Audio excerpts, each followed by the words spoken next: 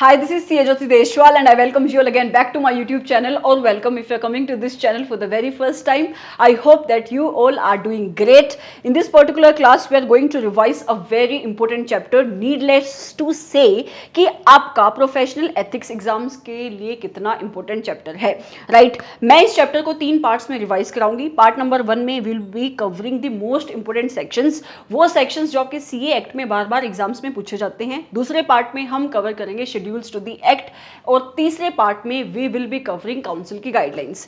तीनों पार्ट को मैं अलग अलग वीडियोस में डालूंगी. रीजन बीइंग जिस भी बच्चे को जोन सा पार्ट देखना है वो इस पार्ट को रेफर कर सकता है. ऑल्सो एक और रीजन ये है कि अगर आप इस चैप्टर को 3 पार्ट में तोड़ के पढ़ोगे then this chapter will become super easy for you to cover, right? So I am starting with the first part that is sections of CA act. और जब मैं सेक्शंस की बात करती हूं तो सबसे इंपॉर्टेंट सेक्शन आता है सेक्शन नंबर 2 का, सब सेक्शन नंबर 2 का. उसका भी अगर मैं क्लोज की बात करूं तो क्लोज नंबर 4. बहुत बार इस सेक्शन से क्वेश्चन पूछे जाते हैं. तो सेक्शन क्या कहता है? सेक्शन कहता है कि कोई भी मेंबर जो प्रैक्टिस में नहीं है लेकिन उसको मान लिया जाएगा डीम्ड टू बी प्रैक्टिस अगर वो इन 4 क्लोजेस में लिखी हुई किसी भी सर्विस को परफॉर्म करता है, अगर वो इन 4 क्लोजेस में लिखे हुए किसी भी काम को करता है. कौन कौन सा? नंबर 1, अगर वो इंगेज करता है अपने आप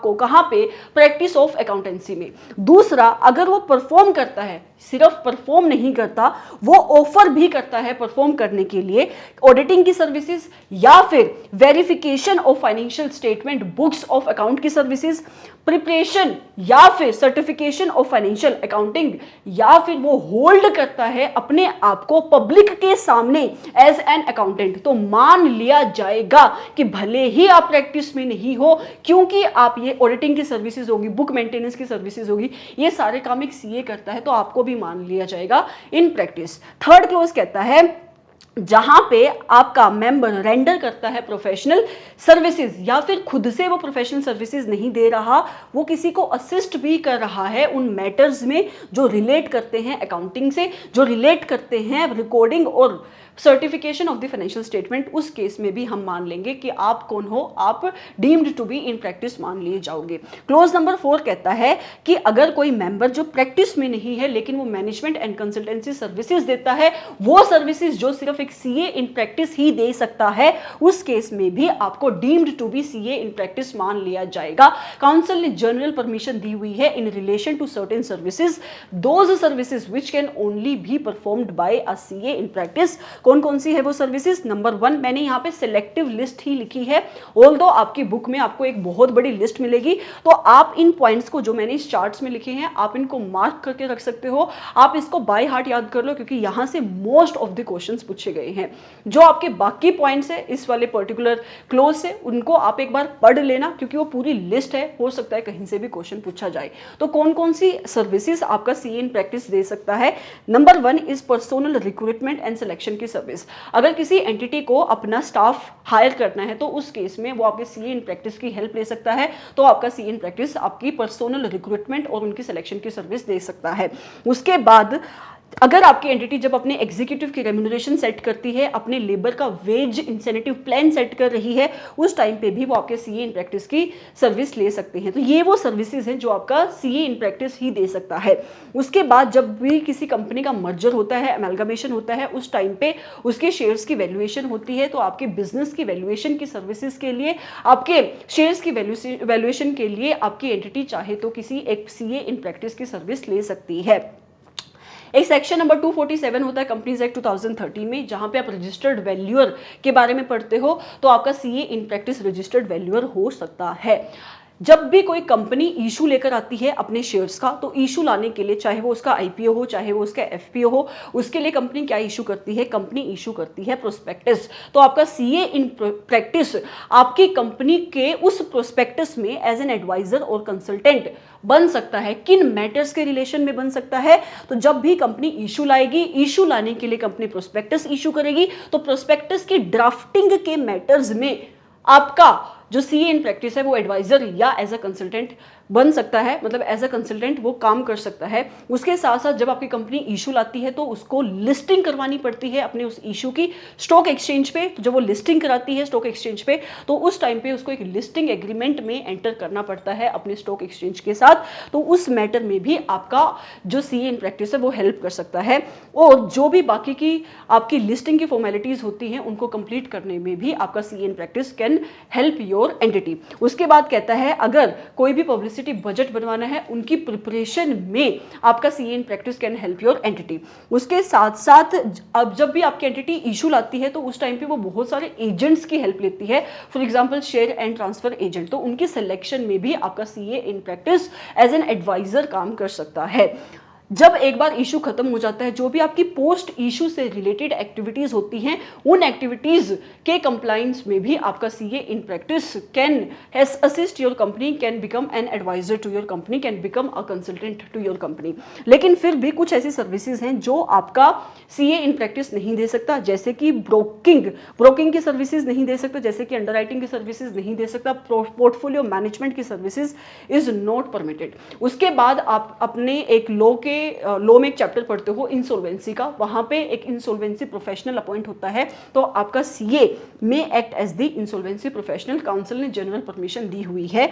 उसके साथ साथ जो आपके एडमिनिस्ट्रेटिव सर्विसेज होती हैं सच एज अपने क्लाइंट के बिहाफ पे कोई स्टैच्यूटरी फॉर्म को बनाना, अपने क्लाइंट के बिहाफ पे किसी स्टैच्यूटरी फॉर्म को फाइल करना अथॉरिटी के सामने, तो ये सर्विसेज भी आपका सीए दे सकता है, तो सीए इन प्रैक्टिस दे सकता है। तो ये आपका सेक्शन नंबर 2 का, सब सेक्शन नंबर 2 का 4th क्लोज है, which is very important, right. तो ये कहता है सेक्शन नंबर क्या कहता है, अगर मुझे समराइज कराना हो, सेक्शन कहता है कि कोई भी मेंबर जो प्रैक्टिस में नहीं है उसे डीम्ड टू भी इन प्रैक्टिस मान लिया जाएगा अगर वो इन चारों क्लोजेस में लिखी किसी भी सर्विस को देता है। और सर्विस को वो कैसे दे रहा है, कंसिडरेशन के बिहाफ पे दे रहा है, मतलब वो उसके बदले में कंसिडरेशन रिसीव कर रहा है, या तो उसने उस कंसिडरेशन को रिसीव कर लिया है या तो consideration is to be received, मतलब वो अभी रिसीव करेगा तो भी क्या बोलेंगे हम उसको, deem to be in practice. चाहे वो इस सर्विस को इंडिविजुअली दे रहा है या फिर किसी और मेंबर्स के साथ मिलके दे रहा है या फिर सीए इन प्रैक्टिस के साथ मिलके दे रहा है,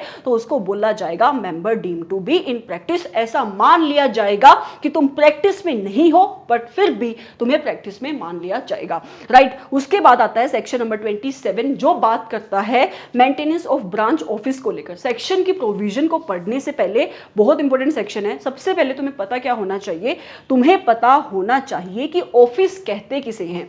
तो ऑफिस उसे कहेंगे जहां पे आपने जिस भी प्लेस के ऊपर आपने अपनी फर्म का नेम बोर्ड चिपका दिया वो ऑफिस है, या फिर कोई भी ऐसा प्लेस जो आप अपने ऑफिस के डॉक्यूमेंट में, जो आप अपने ऑफिस के लेटर हेड में मेंशन करते हो, उसको ऑफिस बोला जाएगा।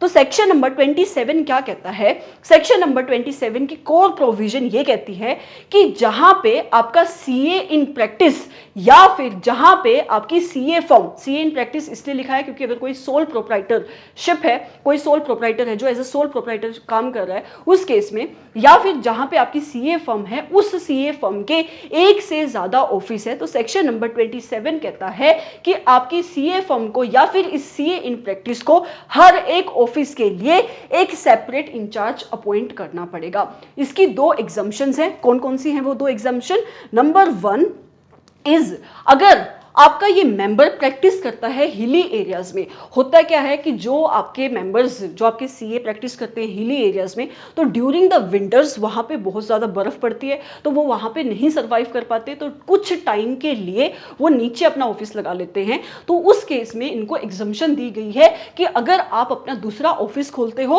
और आपका जो मेन ऑफिस है वो कहाँ पे है, हिली एरियाज में, तो आपको जो आपने नीचे ऑफिस खोला है उसके लिए आपको कोई सेपरेट इंचार्ज नहीं रखना, लेकिन उसके लिए भी कंडीशंस हैं। कंडीशन क्या है कि ये जो दूसरा ऑफिस होगा वो टेम्पररी ऑफिस होगा, राइट। और ये टेम्पररी ऑफिस कितने मैक्सिमम पीरियड के लिए खोला जा सकता है, सिर्फ 3 महीने के लिए मैक्सिमम खोला जा सकता है और सिर्फ विंटर सीजन में ही खोला जाएगा।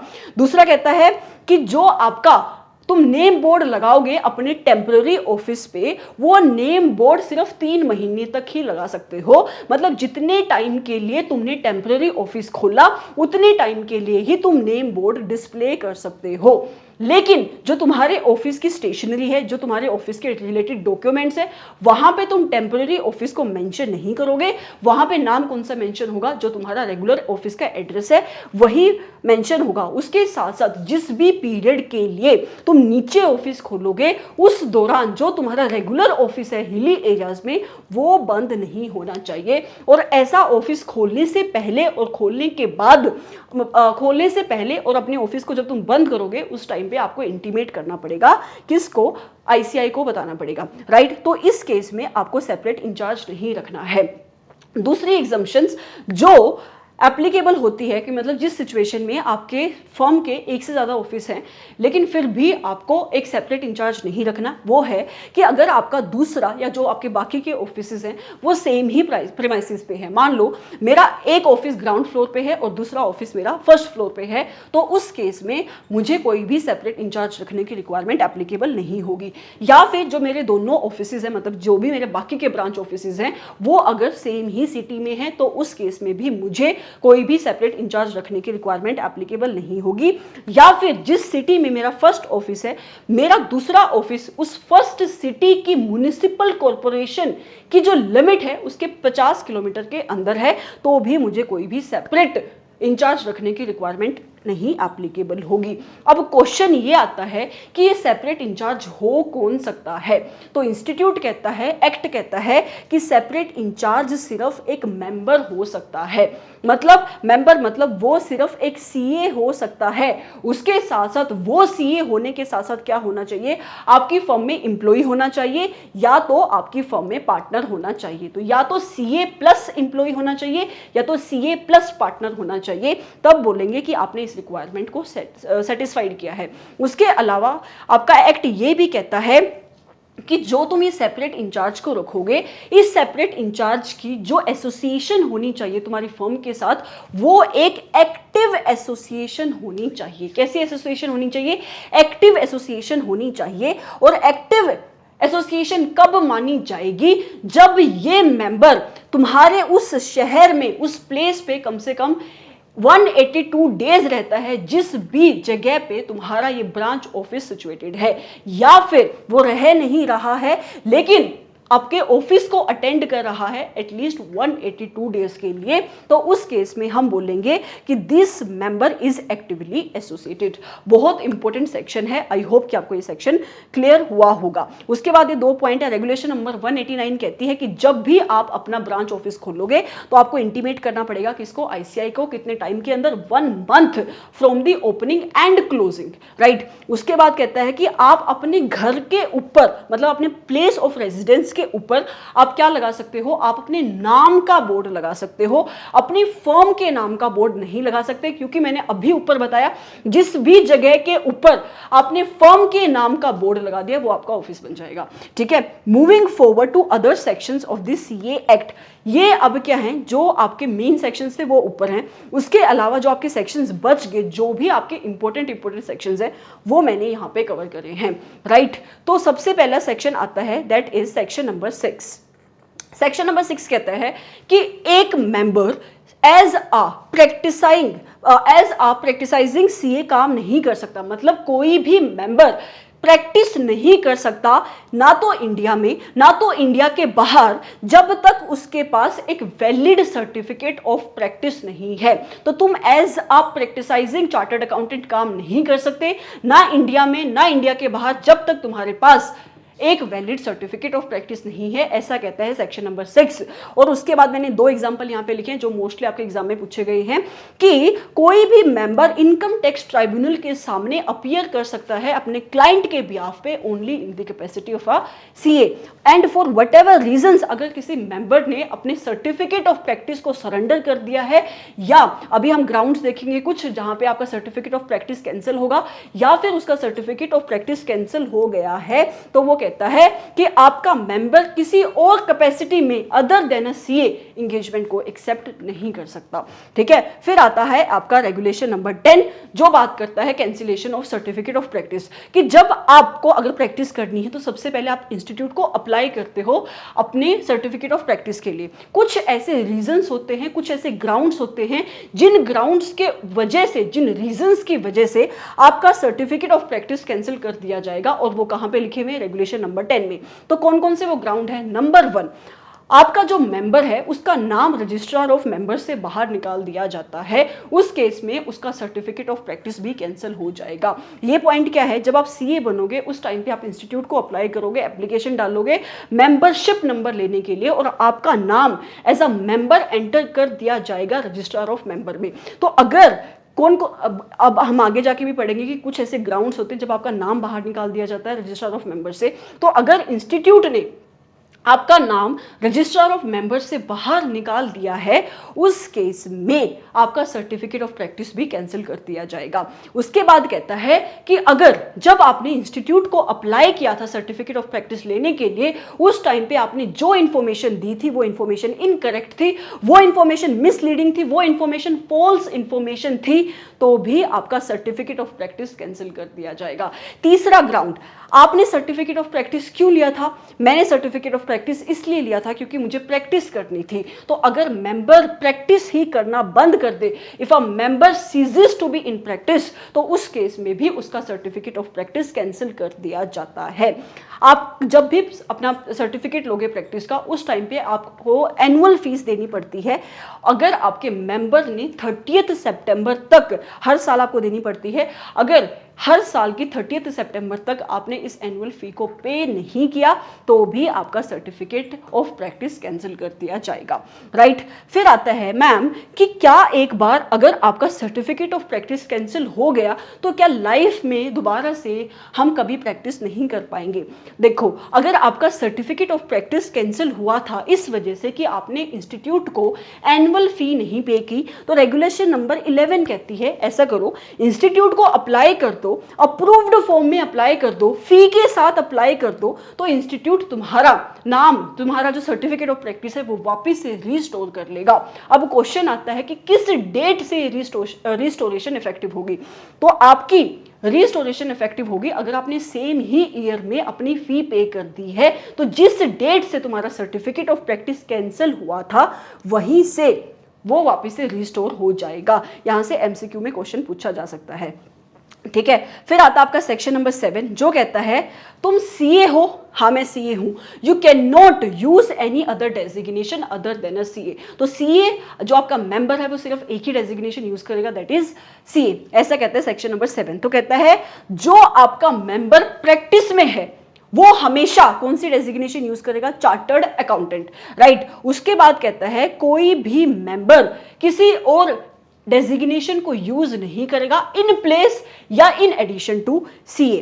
कहता है कि अगर मान लो मेंबर के पास एक से ज्यादा सर्टिफिकेट ऑफ प्रैक्टिस है, अब मैं सीएस कर रही हूँ, मैं सीएस फाइनल में हूँ, तो जब मैं एग्जाम दूंगी मैं सीएस बन जाऊंगी, तो अगर मान लो मेरे पास एक से ज्यादा सर्टिफिकेट ऑफ प्रैक्टिस है क्योंकि मैं एलिजिबल हूँ, जो काम मैं एज अ सीए की कैपेसिटी में कर रही हूँ, मैं I can not use any other designation but a CA. यही चीज यहाँ पे लिखी है। वो कहता है कि जो सारे के सारे सीए हैं, चाहे तुम प्रैक्टिस में हो या प्रैक्टिस में नहीं भी हो, तो भी तुम अपने नाम के आगे क्या लगाओगे?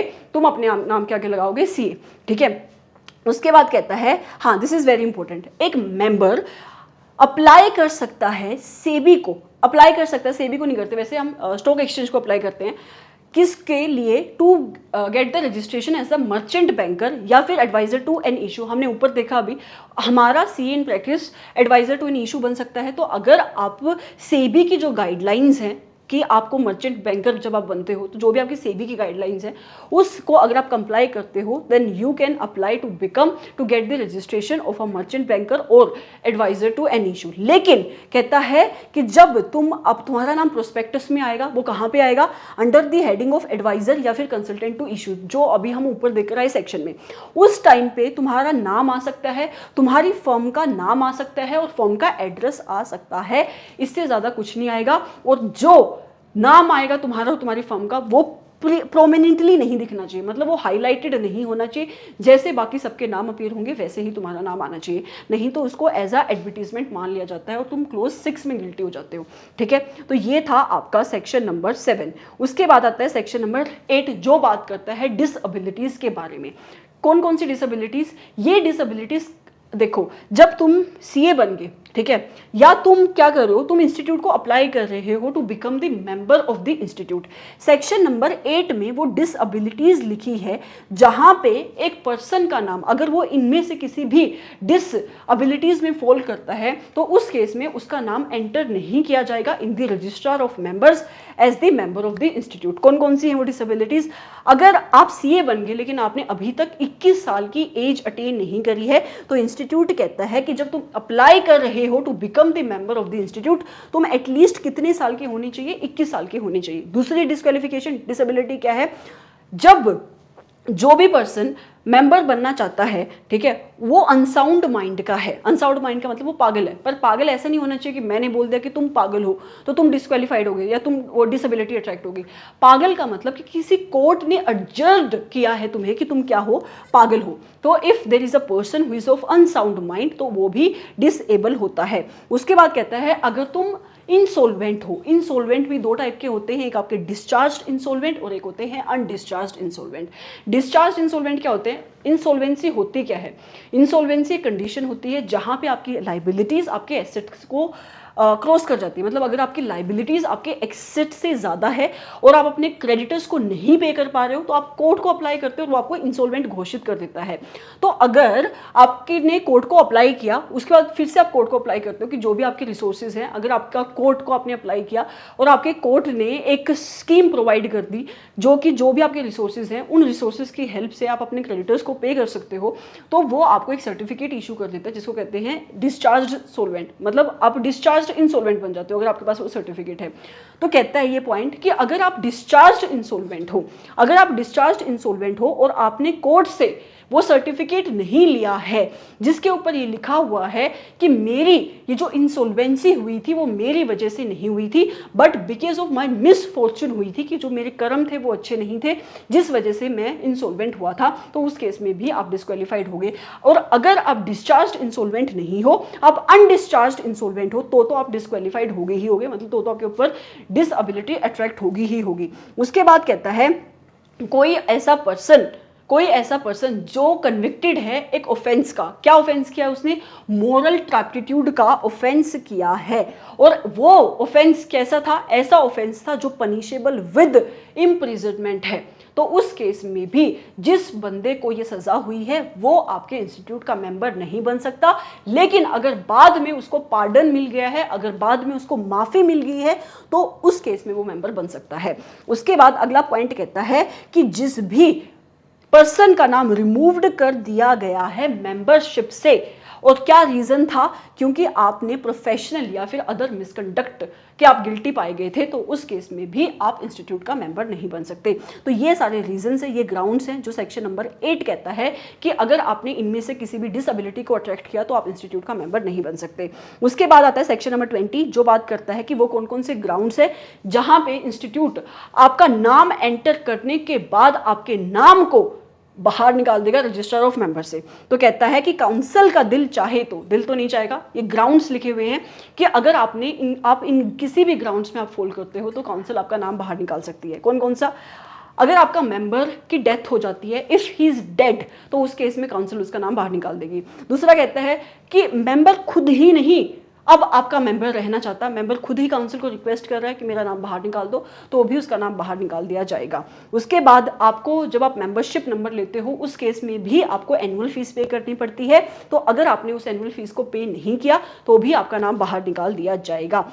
अब जो भी हमने भी सेक्शन नंबर 8 की डिस्क्वालिफिकेशन देखी वो क्या थी कि आपका कौन सा पर्सन इनएलिजिबल होगा to become the member of the institute जिस टाइम पे वो एप्लीकेशन कर रहा है, अगर इनमें से कोई भी डिस्क्वालिफिकेशन है तो। अगर आपकी यही डिस्क्वालिफिकेशन आपके मेंबर के ऊपर बाद में आ जाती है तो भी उसका नाम बाहर निकाल दिया जाएगा।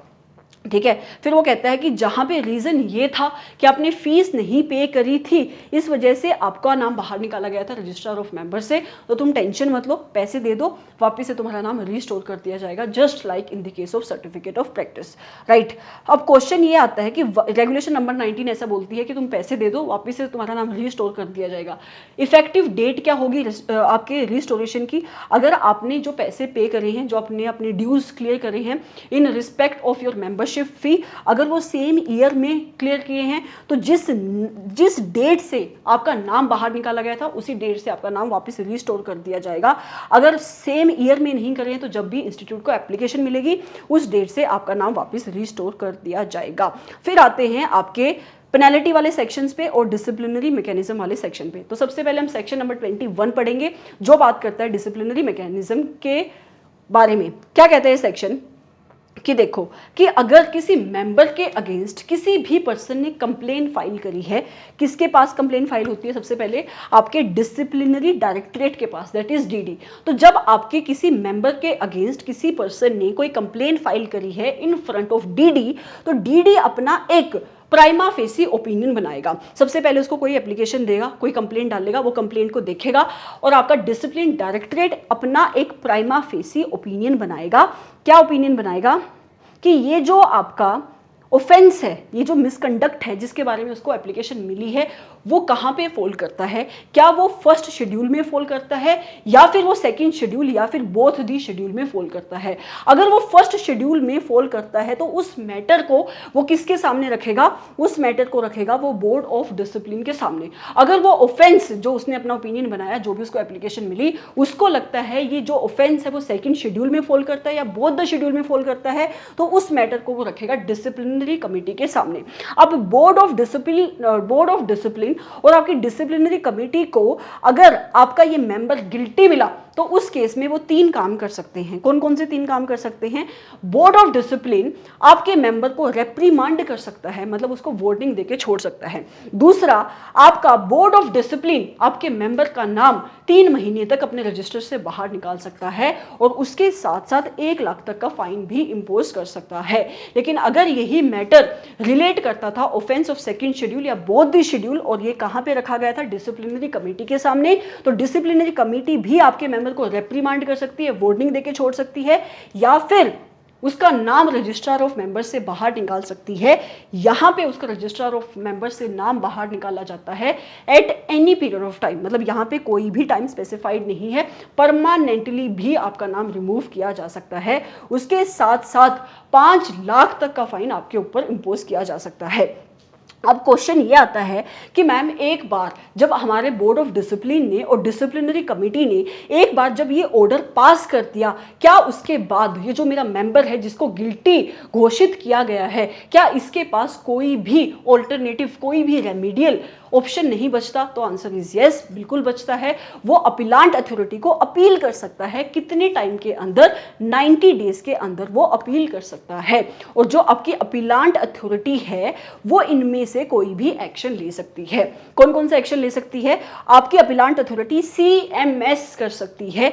CMS मतलब कि जो आपके बोर्ड ऑफ डिसिप्लिन या फिर disciplinary committee as the case में भी जो भी उसका ऑर्डर है उसको कंफर्म कर सकती है, नंबर 1। नंबर 2, उसको मॉडिफाई कर सकती है, उसमें चेंजेस कर सकती है या फिर उसको सेट असाइड कर सकती है, बिल्कुल ही उसको रद्द कर सकती है कि उसको सेट असाइड कर दो। दूसरी चीज वो क्या कर सकती है? जो भी पेनल्टी आपके बोर्ड ऑफ डिसिप्लिन या डिसिप्लिनरी कमेटी ने लगाई उसको वो इंपोज कर सकती है, मतलब वो वैसे रहने दे सकती है या फिर उसको हटा सकती है, सेट असाइड कर सकती है, उसको रिड्यूस कर सकती है या फिर उसको बढ़ा सकती है। अगर आपकी अपीलांट अथॉरिटी को लगता है कि जो बोर्ड ऑफ डिसिप्लिन है, डिसिप्लिनरी कमेटी है, उन्होंने ढंग से काम नहीं किया, तो वो इस केस को वापस से रेफर बैक कर सकती है। किसको? आपके बोर्ड ऑफ डिसिप्लिन या डिसिप्लिनरी कमेटी को फॉर द रिकंसिडरेशन। और उसके अलावा आपके अपीलांट अथॉरिटी को जो भी ऑर्डर ठीक लगता है, it may passed such an order as it may deem fit, right. तो ये है सेक्शन नंबर 21 जो बात करता है डिसिप्लिनरी मैकेनिज्म के बारे में। अब आता है आपका एक सेक्शन नंबर 24 जो बात करता है अगर आप मेंबर नहीं हो और आप क्लेम कर रहे हो कि मैं मेंबर हूं, आप CA अभी तक बने नहीं हो लेकिन आप क्लेम कर रहे हो कि मैं हूं CA, या फिर आप क्लेम नहीं कर रहे बट अपने आप को ऐसे प्रेजेंट करते हो कि मैं सीए हूँ, जब लोगों से मिलते हो तो ऐसे मिलते हो कि मैं ही सीए हूँ, तो उस केस में सेक्शन नंबर 24 आपके ऊपर पेनल्टी लगाता है। तो कौन कौन से वो सर्कमस्टांसेस हैं जहां पे आपके ऊपर पेनल्टी लगाई जा सकती है? तो ये कहता है कि कोई भी person who is not a member of institute of chartered accountant of India, कि आप इंस्टीट्यूट के मेंबर नहीं हो लेकिन अपने आप को कैसे रिप्रेजेंट कर रहे हो कि मैं इंस्टीट्यूट का मेंबर हूं, या फिर आप कोई और डेजिग्नेशन यूज कर रहे हो अदर देन सीए, या फिर आप के पास सर्टिफिकेट ऑफ प्रैक्टिस नहीं है लेकिन आप अपने आप को ऐसे दिखाते हो कि मैं प्रैक्टिस करता हूं और एज अ सीए आप अपने आप को प्रेजेंट कर रहे हो, तो उस केस में आपके ऊपर पेनल्टी लगती है। और पेनल्टी का अमाउंट क्या है? अगर आपकी फर्स्ट कन्विक्शन है, आपने पहली बार गलती की, तो आपको up two means this is maximum fine जो आपको लगेगा ऑफ ₹1000, और जो आपकी सब्सिक्वेंट कन्विक्शन है तो आपको फाइन लगेगा 5000 रुपए। लेकिन 5000 मैक्सिमम फाइन है, उसके साथ साथ आपको जेल भी हो सकती है 6 महीने तक की, या दोनों भी इम्पोज हो सकती हैं। So this was your part number of professional ethics. ये आपके मोस्ट इंपोर्टेंट सेक्शंस हैं, ठीक है, ये करो आप। इसके अलावा एक आपका इंडिपेंडेंस के ऊपर कौन कौन से थ्रेट हैं, बहुत सिंपल पॉइंट है इसलिए मैंने उसको नहीं लिया, कि कौन कौन से थ्रेट इंडिपेंडेंस के ऊपर आ सकते हैं और उनके सेफगार्ड क्या हैं, बस वो वाला पॉइंट कवर कर लो। और इससे इस पर्टिकुलर पोर्शन से जो भी एग्जाम में क्वेश्चन पूछे गए हैं आप उन क्वेश्चंस को कवर कर लो, it will be more than sufficient for this part, right. हम दूसरे पार्ट के लिए मिलेंगे अगली क्लास में। Thank you so much for coming to this channel. If you have like this video, don't forget to like this video, share this video if you can, comment on this video if you want to, and subscribe to this channel if you have not. Bye bye, have a great day or night जिस भी time पे आप इस video को देख रहे हो।